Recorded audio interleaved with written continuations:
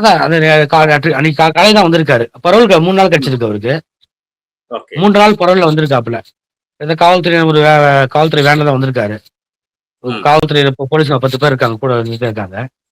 அவரு ஓகே. 3 நாள் பரோல்ல வந்திருக்காரு. வந்து தாயுடைய விசாரணைலாம் முடிச்சுட்டு கிளம்பி ம். இருக்காரு.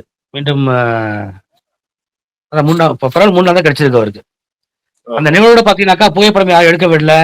காவல்துறை ரொம்ப ம். கெடுபிடி வச்சாங்க. புகைப்படம் எடுக்க விடல. ம். ரொம்ப கட்டுப்பாடோட இருந்தாங்க. அதே ம். சமயத்துல அந்த அந்த மீன் மயானத்துலருந்து வெளிய வந்த பிறகு, நம்ம ம். தம்பி ஒருத்தரு கன்னட ஊடகத்துல இருக்காப்புல.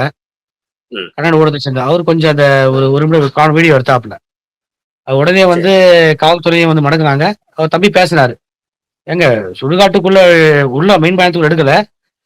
அது வெளிய வந்து எடுத்துருவோம். பொதுல வந்து எடுக்கும்போது தவறு கிடையாதுன்னு சொல்லுன்ற மாரி அவர் பேசி எடுத்திருக்காரு." அந்த ஒரு ம். சில ஒரு வினாடிகள் வீடியோ தான் அந்த சமூக பகிர்ந்திருக்காங்க. Okay, okay. இல்ல நீங்க சொல்றது போல அந்த காவல்துறை கட்டுப்பாட்டை மீறி எப்படி சவுக்கு சங்கரோட நீங்க அணுகி உரையாட முடிஞ்சது? அது பேசணும். அது பக்கத்துல அதாவது பரோல்ல விட்டுருக்காங்கனாக்கா, அவருடைய ம். தாயாருடைய இறுதிச் சடங்கு செய்ய தான் விட்டுருக்காங்க. இறுதிச் சரி. சடங்குல கலந்துக்கணும் கண்டிப்பா நண்பர்கள், உறவினர்கள் எல்லாமே வருவாங்க. அப்போ ம். அவருக்கு ஆறுதல் சொல்லும்போதோ, துக்கம் விசாரிக்கும்போது கண்டிப்பா பேசும்போது அதையும் பேசணும் நாம. இப்ப வழக்கு வந்து சுப்ரீம் கோர்ட்ல மண்டே ம். வரதா சொல்லியிருக்காங்க திங்கட்கிழமை. அது தீர்ப்பு எப்படி ஓகே. வருதுன்னு அத பார்க்கணுங்க.